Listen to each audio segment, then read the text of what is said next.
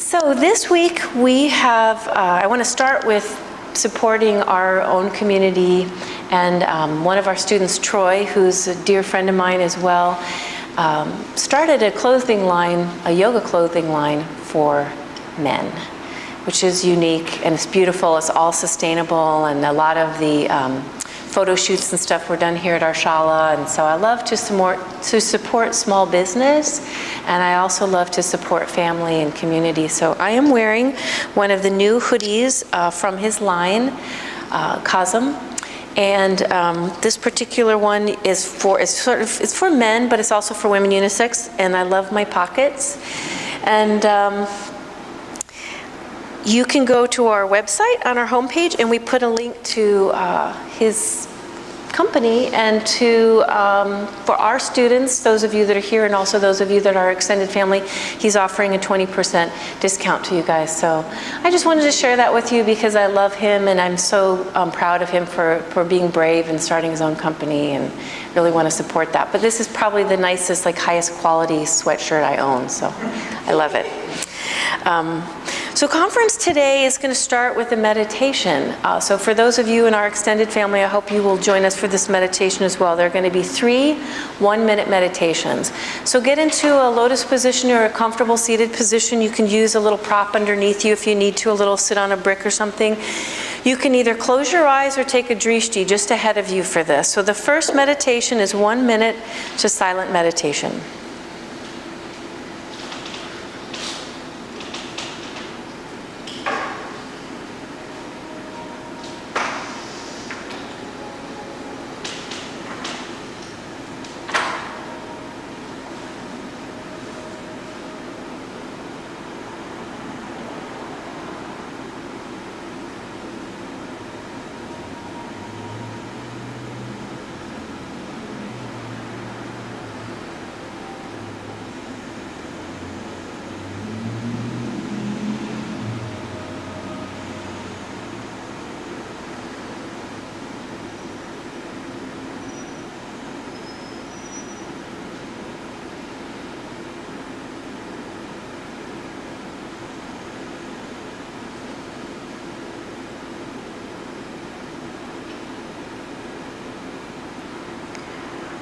So if your eyes were closed, you can open your eyes. Observations. There's no right or wrong, good or bad. What were your observations on your 1 minute meditation? Anything. I left 2 quite crazy wild dogs at home, 2 puppies, and I was just saying, oh my God, it's called dogs. I was trying to calm my heart. Sending energy to them, like. Yeah, and that 1 minute went really fast. Okay, good. Test. Anybody else? I regretted my seat. It was uncomfortable that way. I was like, Yeah. So you're observing, so you're like, oh no, I can't change. This is how I'm going to be for a whole minute. oh, this was like a long minute. But yours was long, yours was short. Anybody else? The transition, transitioning from chaotic to like just relaxed. Yeah, even for me, even though it was the shortest meditation, just 1 minute, you feel like you came from driving here, or for me, just like going from one class to the other, and just being seated and silent for 1 minute helps me kind of sink into like being here and present, even that short amount of time. So the other classes I've done, some other observations they've said, which are some typical ones, is that some people said it took them like the first 40 seconds to get to that peaceful place. Like it took a little bit of time, but then they got there. Another observation was someone said that immediately as she quieted herself, emotions came up for her. She actually felt angry, and it wasn't about the meditation. It was that it was something simmering that she didn't realize, but the moment she quieted herself, it like came to the surface. Some observations. So let's do the second meditation. This one is going to be the same, 1 minute, but we're going to add breathing. So we're going to do an ujjayi breath. You can keep your eyes open, or you can slightly look forward. I'm going to do my typical hand motion, which is your inhale, and then your exhale, pulling it all the way down. So again, your seated position, and inhale, exhale. Deep inhale, exhale. Inhale, let the prana rise. Up, prana fall all the way down to the base of the spine, and inhale. Exhale. Inhale. Exhale. Inhale. Exhale. Breathe in.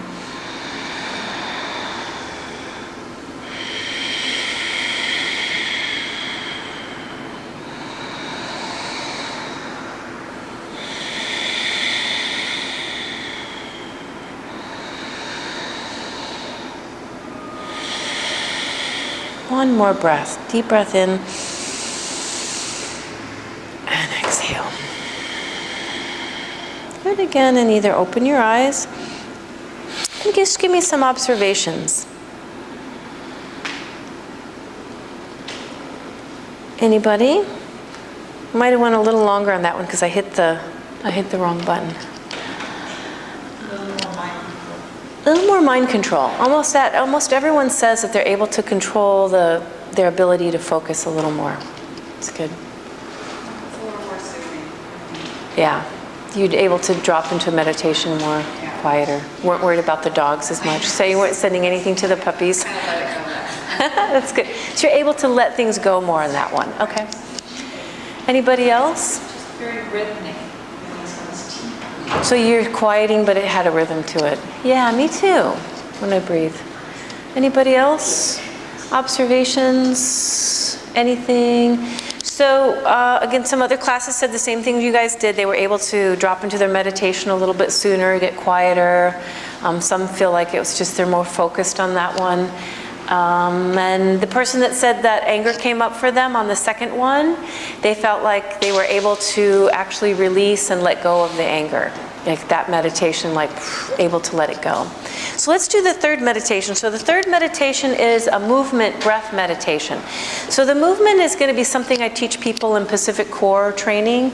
When folks are sitting at their desk, we don't like to be in a seated position, a Western seated position for more than 20 minutes. So this is one of the exercises I give people to do. So this is an inhale. And exhale, you drop the shoulders down, fingers to the floor. We're going to inhale, almost like pulling it back and opening the chest wider. And exhale, I'm going to draw them down. So again, the same meditation seated position. The neck is long. You don't want to strain yourself at all. So when it comes up, you feel like the shoulders are down and you pull all the way back. And then as you exhale, it releases to the floor. Okay, so get my little timer going. So for 1 minute, here we go.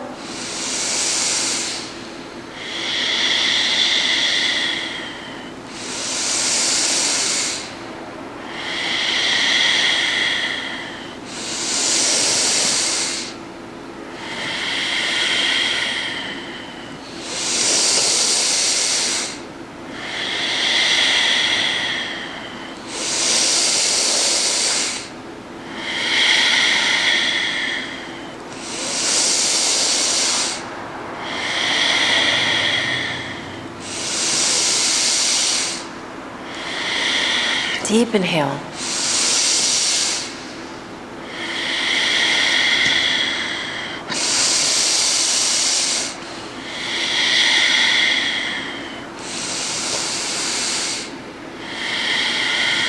One more. Exhale. Good, and either open your eyes. And again, any observations?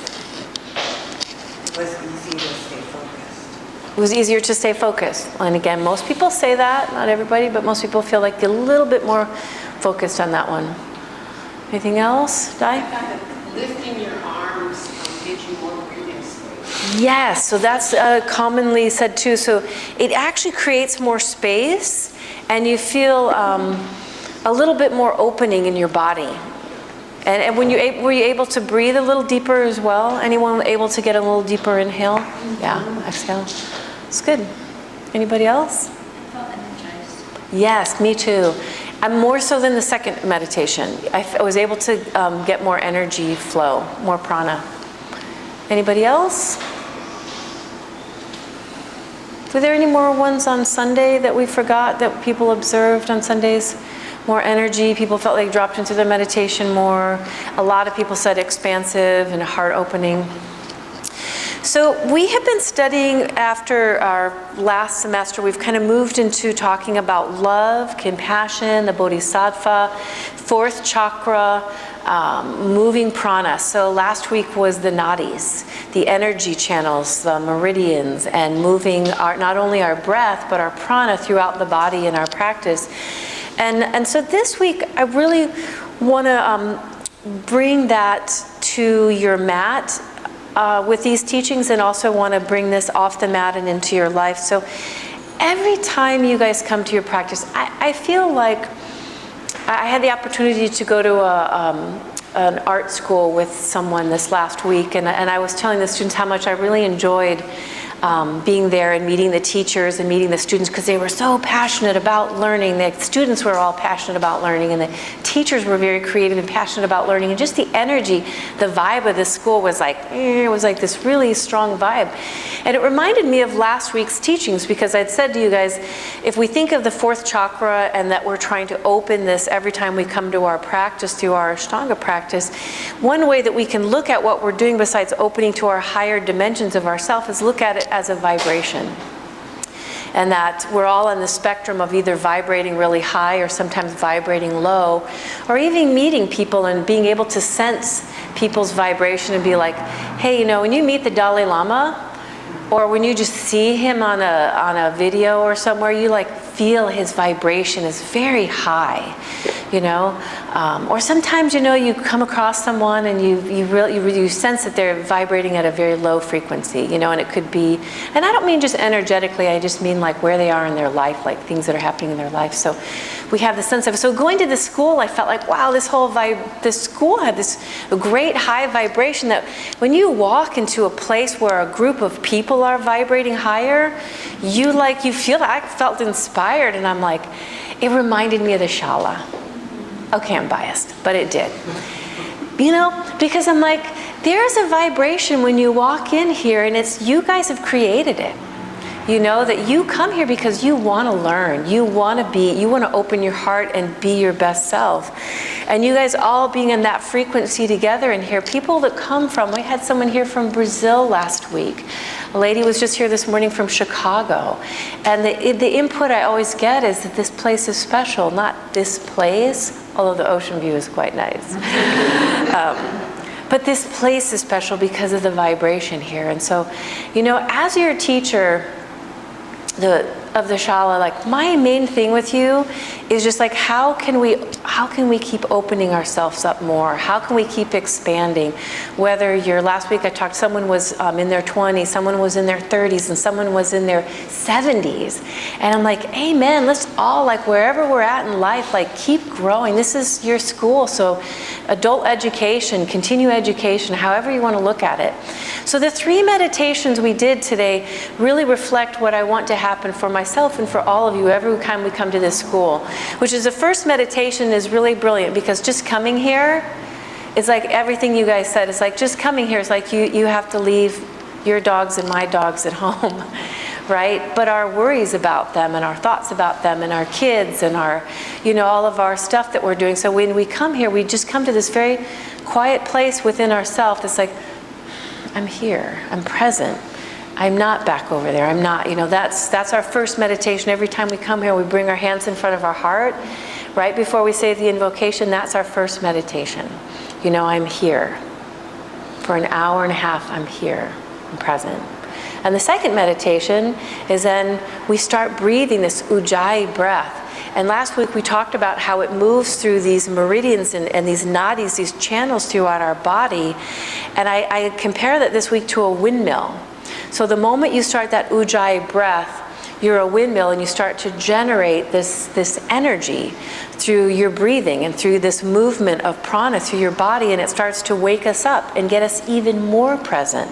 And it energizes us, like plugging in our phones to the wall, this energy source that gives it this life, this energy to do what we need it to do.